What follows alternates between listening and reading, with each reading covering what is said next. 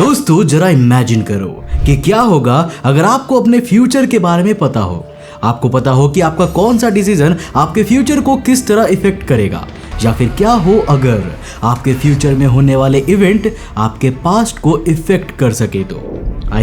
उसे चेंज कर सके तो। अब आप सोच रहे होंगे कि आज तक तो हम सब यही सोच रहे थे कि हमारा पास्ट हमारे फ्यूचर को डिसाइड करता है, तो आखिर फ्यूचर के इवेंट हमारे पास्ट को कैसे बदल सकते हैं। I know it sounds crazy, पर ये सच है। हमारे इस वर्ल्ड में ही एक ऐसा वर्ल्ड एग्जिस्ट करता है जहां हमारे यूनिवर्स वाले फिजिक्स रूल्स अप्लाई नहीं होते, जहां फ्यूचर में होने वाले इवेंट पास्ट को और पास्ट में होने वाले इवेंट्स फ्यूचर को चेंज कर सकते हैं। और ये सब कोई हवाई बातें नहीं है, बल्कि वैज्ञानिकों ने कई बार इन्हें एक्सपेरिमेंट में प्रूफ भी किया है। अब देखो, आप में से ज्यादातर व्यूअर्स अब तक समझ गए होंगे कि मैं क्वांटम वर्ल्ड की बात कर रहा हूं। So yes, you are right. Quantum world ही एक ऐसा वर्ल्ड है जहां क्वांटम पार्टिकल्स पास्ट या फ्यूचर में जाकर एक्सपेरिमेंट के रिजल्ट्स तक को चेंज कर देते हैं। बट द क्वेश्चन इज कि कैसे क्वांटम पार्टिकल्स रियलिटी को ब्रेक करके पास्ट एंड फ्यूचर में ट्रैवल कर पाते हैं, और क्या हमारे पास इसका कोई प्रूफ है भी?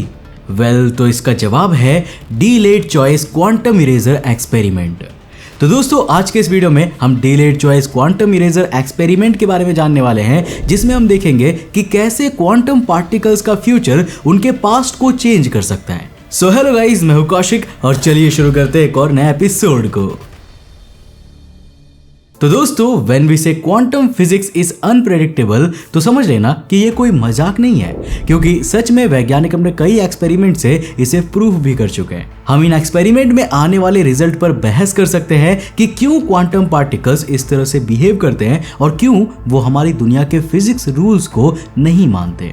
पर हम इन रिजल्ट को अनदेखा नहीं कर सकते, क्योंकि वो हमारे सामने है और यही सच्चाई है। और इस क्वांटम वर्ल्ड की सच्चाई से वैज्ञानिकों का सबसे पहले सामना 1801 में हुआ था, जब ब्रिटिश पॉलीमैथ थॉमस यंग ने सबसे पहली बार डबल स्लिट एक्सपेरिमेंट के जरिए दुनिया को यह बताया कि लाइट कोई पार्टिकल नहीं बल्कि वेव है। अब उस समय थॉमस की बातों पर ज्यादा लोगों ने तो विश्वास नहीं किया था, क्योंकि उस समय लाइट के वेव और पार्टिकल नेचर को लेकर वैज्ञानिकों के बीच काफी बहस बनी रहती थी, और सभी इस बात में कंफ्यूज रहते थे कि कौन सही है। कुछ वैज्ञानिक लाइट को पार्टिकल बताते थे, तो कुछ उसे वेव बताते थे। बट 1929 आते आते वैज्ञानिक प्रिंस लुई विक्टर दे ब्रोगली ने दुनिया के सामने एक आइडिया प्रपोज किया, जिसमें ब्रोगली का कहना था कि लाइट के फोटॉन्स एक ही समय पर वेव एंड पार्टिकल नेचर दोनों को शो कर सकते हैं, जिसे डुअल नेचर कहा गया है। अब बाद में ब्रोगली की इस थियरी को एक एक्सपेरिमेंट से प्रूफ भी किया गया, जिसके बाद ब्रोगली को इसके लिए नोबेल प्राइज भी दिया गया था। एंड आई एम श्योर कि आप सभी ने अपने स्कूल बुक्स में भी क्वांटम पार्टिकल्स के डुअल नेचर के बारे में तो जरूर पढ़ा होगा। बट क्या आप जानते हैं कि ब्रोगली की इस थियरी को कैसे प्रूव किया गया था, और हमें यह कैसे पता चला कि क्वांटम पार्टिकल्स डुअल नेचर को शो करते हैं? तो इसका जवाब है द डबल स्लिट एक्सपेरिमेंट। अब दोस्तों, क्वांटम फिजिक्स में इस एक्सपेरिमेंट की एक अलग ही इंपॉर्टेंस है, क्योंकि वैज्ञानिकों के पास क्वांटम फिजिक्स से रिलेटेड ज्यादातर नॉलेज उन्हें इसी एक्सपेरिमेंट से मिली है, और इसी एक्सपेरिमेंट के एक्सटेंडेड वर्जन से हमें क्वांटम पार्टिकल्स के टाइम ट्रैवल के प्रूफ देने वाले experiment delayed choice quantum eraser experiment मिलता है। पर यार, उसे समझने से पहले चलिए थोड़ा डबल स्लिट एक्सपेरिमेंट के बारे में बात कर लेते हैं। तो दोस्तों, इस एक्सपेरिमेंट की शुरुआत सिंगल स्लिट से होती है, यानी एक सिंगल छेद से, जहां वैज्ञानिकों ने एक सिंगल स्लिट से तेज रफ्तार में पीछे मौजूदा स्क्रीन पर इलेक्ट्रॉन्स की बौछार की, जिससे स्लिट के पीछे मौजूद स्क्रीन पर एक स्ट्रेट लाइन बन गई। यानी this point of time electrons ने बिल्कुल नॉर्मल पार्टिकल की तरह बिहेव किया। पर जब इस एक्सपेरिमेंट ने डबल स्लिट को यूज किया, तो वैज्ञानिकों को सेम एक्सपेरिमेंट से शॉकिंग रिजल्ट मिले, क्योंकि इस बार डबल स्लिट से गुजरने वाले इलेक्ट्रॉन्स ने पीछे मौजूद स्क्रीन पर एक या दो इंपैक्ट लाइंस के बजाय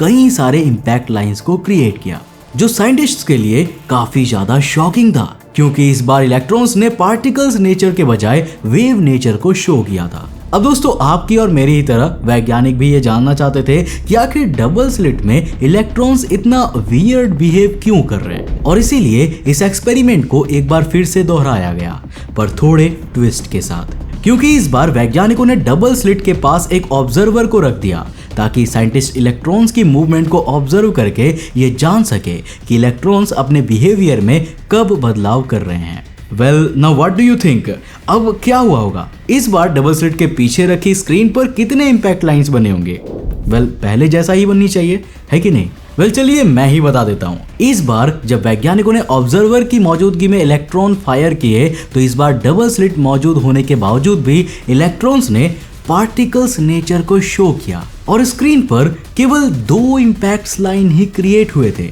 अब शुरुआत में तो वैज्ञानिकों को खुद भी इस एक्सपेरिमेंट के रिजल्ट पर यकीन नहीं हो रहा था, लेकिन जितनी भी बार इस एक्सपेरिमेंट को ऑब्जर्वर के साथ दोहराया गया रिजल्ट बिल्कुल सेम रहा। यानी जितनी भी बार ऑब्जर्वर की मदद से वैज्ञानिकों ने इलेक्ट्रॉन्स की मूवमेंट को स्लिट के सामने ऑब्जर्व किया, उतनी ही बार इलेक्ट्रॉन्स ने पार्टिकल नेचर को शो किया, भले ही स्लिट का काउंट 1 हो या फिर 2 हो। पर साथ ही वैज्ञानिकों ने यह भी देखा कि जितनी भी बार हमने एक्सपेरिमेंट में ऑब्जर्वर शामिल नहीं किया और बिना ऑब्जर्व किए ही इलेक्ट्रॉन्स को स्क्रीन तक पहुंचने दिया, उतनी ही बार उन्होंने वेव नेचर को शो किया। नाउ फाइनल रिजल्ट ये निकला कि जब क्वांटम पार्टिकल्स को ऑब्जर्व किया जाता है तो वो एक पार्टिकल नेचर को ही शो करते हैं, बट जब उन्हें ऑब्जर्व नहीं किया जाता तो वो वेव नेचर को शो करते हैं, मानो इलेक्ट्रॉन्स को ये पता हो कि कब वैज्ञानिक उन्हें ऑब्जर्व कर रहे हैं और कब नहीं कर रहे हैं। अब दोस्तों ये बात मत पूछिएगा कि ऐसा क्यों है, क्योंकि मैं तो क्या इसके बारे में खुद क्वांटम फिजिसिस्ट भी नहीं जानते, बट शायद इसीलिए कहते हैं कि क्वांटम फिजिक्स में हम अपनी दुनिया के लॉजिक को इस्तेमाल नहीं कर सकते। तो दोस्तों चलिए अभी अपने लॉजिक को थोड़ा और साइड करिए, क्योंकि अब बारी है डबल स्लिट एक्सपेरिमेंट के extended version delayed choice quantum eraser experiment की, जो कि हमारे बचे कुचे लॉजिक की और भी धज्जियां उड़ाने वाला है। तो दोस्तों इस एक्सपेरिमेंट के लिए वैज्ञानिकों ने सबसे पहले डबल स्लिट एक्सपेरिमेंट में डबल स्लिट के आगे एक BBO यानी कि बेटा बैरियम बोरेट क्रिस्टल को ऐड किया। अब इस क्रिस्टल का काम डबल स्लिट से आने वाले फोटॉन्स को 50-50% एनर्जी के 2 अलग अलग इंटैंगल्ड फोटॉन्स पेयर में बदल देना था। इसके अलावा इस एक्सपेरिमेंट में डिटेक्टर A और डिटेक्टर B को ऐड किया गया। अब दोस्तों अगर आपको इंटैंगलमेंट के बारे में नहीं पता है तो मैं आपको बता दूं कि इंटैंगल्ड पार्टिकल्स बिल्कुल ऐसे जुड़वा भाइयों की तरह होते हैं जिनमें किसी एक के साथ होने वाले किसी भी चेंज का डायरेक्ट इफेक्ट दूसरे इंटैंगल्ड पेयर से देखने को मिलता है, चाहे उनके बीच में डिस्टेंस कितनों भी लाइट ईयर्स का ही क्यों ना हो। अब चलिए अपने एक्सपेरिमेंट पर वापस आते हैं। तो वैज्ञानिकों ने इस क्रिस्टल को एक्सपेरिमेंट में इस तरह से रखा कि फोटोन बीम से निकलने वाले फोटोन्स डबल स्लिट और फिर इस क्रिस्टल से होकर चले, जहां इनके 2 इंटैंगल्ड पेयर जनरेट हो और फिर वो दोनों इंटैंगल्ड फोटोन पेयर 2 अलग अलग डायरेक्शन में जाए, जिसमें एक डायरेक्ट स्लिट एक्सपेरिमेंट की तरह स्क्रीन पर जाकर इंपैक्ट लाइन क्रिएट करे, जिससे हमें इनके नेचर के बारे में पता चल सके, और दूसरा इंटैंगल्ड फोटोन पेयर इसके दूसरी ओर लगे 2 डिटेक्टर A और B की ओर जाए, ताकि इन डिटेक्टर के जरिए वैज्ञानिक इन इंटैंगल्ड फोटोन पेयर्स के बारे में ये पता लगा सके कि वो आखिर किस स्लिट से आ रही है, क्योंकि जैसा कि आप जानते हैं कि हम यहाँ पर 2 स्लिट्स का यूज कर रहे हैं। अब इस पूरे सेटअप में एक ध्यान देने वाला इंपॉर्टेंट बात यह है कि वैज्ञानिकों ने इस पूरे एक्सपेरिमेंट को इस तरह से सेटअप किया है कि क्रिस्टल से निकलने के बाद फर्स्ट इंटैंगल्ड पेयर सबसे पहले स्क्रीन पर जाकर अपना पैटर्न बना देगा और उसके बाद ही उसका second entangled photon pair A और B डिटेक्टर तक पहुंचेगा। अब इसका मतलब यह है कि इस बार हम स्क्रीन की ओर जाने वाले फोटोन्स को ऑब्जर्व ही नहीं कर रहे हैं,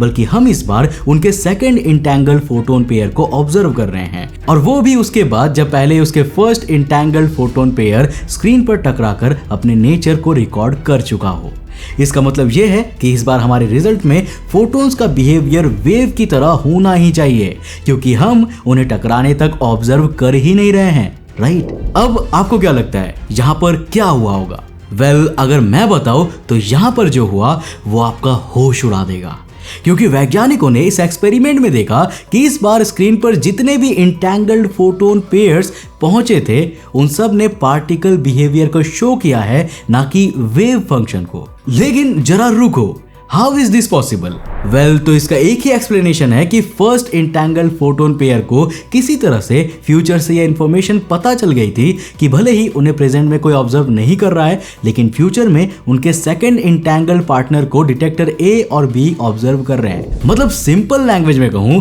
तो इन दोनों फोटोन्स के बीच इंफॉर्मेशन फ्यूचर से पास्ट में ट्रैवल हुई थी। अब आप सोच रहे होंगे कि क्या होगा अगर हम इस एक्सपेरिमेंट में इस इंफॉर्मेशन को ही इरेज कर दे कि फोटोन्स किस स्लिट से आ रही है, तो फिर क्या होगा और क्या ऐसा किया जा सकता है? वेल तो हाँ, ऐसा किया जा सकता है, पर इसके लिए हमें इस एक्सपेरिमेंट को थोड़ा और एक्सटेंड करना होगा, और जिसके लिए हमें इसमें 4 सिल्वर कोटेड मिरर ऐड करने होंगे। अब जिनमें से 2 हाफ कोटेड सिल्वर मिरर हमें डिटेक्टर ए और बी के आगे रखने होंगे, जो इनकी ओर आने वाली 50% इंटैंगल्ड फोटोन्स को आगे की ओर रिफ्लेक्ट कर देंगे, जहां पर 2 फुल सिल्वर कोटेड मिरर होंगे जो इन 50% इंटैंगल्ड फोटोन्स को सेटअप में ऐड किए गए 2 और डिटेक्टर सी और डी की ओर रिफ्लेक्ट कर देंगे, जहां इन दोनों डिटेक्टर का काम होगा कि वो इन 50% इंटैंगल्ड फोटोन्स की इस इंफॉर्मेशन को इरेज कर दे, जो ये बताती है कि ये इंटैंगल्ड फोटोन्स किस स्लिट से होकर वहां तक पहुंचे थे, ताकि वैज्ञानिक इन्हें ऑब्जर्व ना कर पाए। अब जब इस एक्सपेरिमेंट को किया गया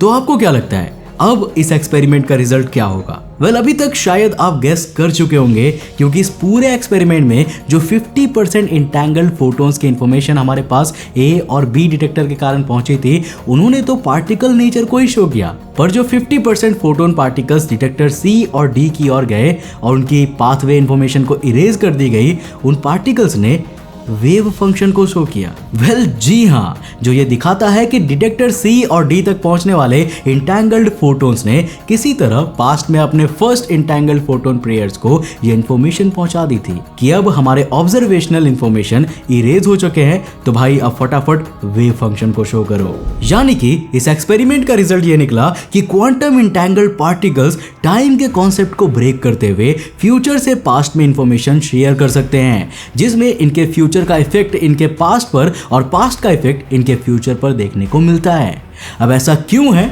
इसका जवाब तो वैज्ञानिकों के पास आज के समय में भी नहीं है, पर कुछ थियरीज का कहना है कि शायद क्वांटम वर्ल्ड में टाइम हमारे कॉस्मिक वर्ल्ड से अलग है, और कुछ कहते हैं कि ये पूरा यूनिवर्स एक मैट्रिक्स है और क्वांटम पार्टिकल्स का ये बिहेवियर हमारे इस यूनिवर्स सिमुलेशन का एक बग है। वैसे आप इसके बारे में क्या सोचते हैं, मैं ये भी जानना चाहूंगा, तो मुझे नीचे कॉमेंट करके अपनी राय जरूर बताना। और क्या आप इस एक्सपेरिमेंट के बारे में पहले जानते थे? अगर नहीं जानते थे तो इस वीडियो को लाइक कर देना और साथ ही अपने फ्रेंड के साथ शेयर कर देना। मैं मिलता हूं आपको नेक्स्ट एपिसोड के साथ, तब तक के लिए बाय, जय हिंद।